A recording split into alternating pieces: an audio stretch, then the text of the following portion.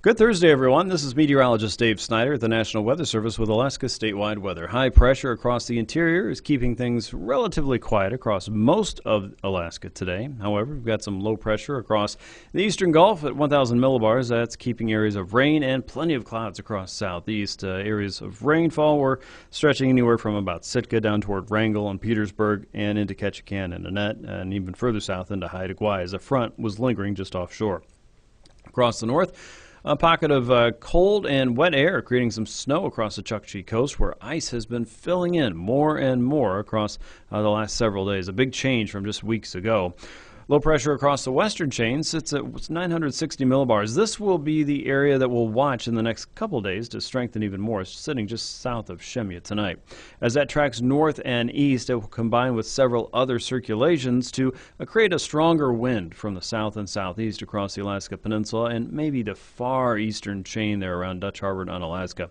A lot of that wind will stretch up across the Alaska Peninsula itself, and places like Cold Bay and Falls Pass and Sandpoint we'll be looking at a stronger wind and a chance for some decent gusts from time to time. However, a high wind watch that was posted across your region has been rescinded at this point, and we think that the amount of wind passing through the region will be generally short-lived. You may still have some stronger gusts there, but it shouldn't be quite as widespread or quite as bad.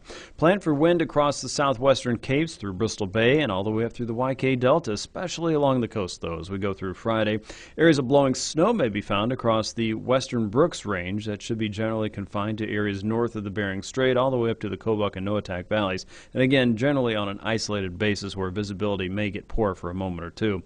Areas across southeast will continue to look at some rainfall there. Your winter weather advisories for the Lynn Canal and points north have been dropped as well, so weather should be improving.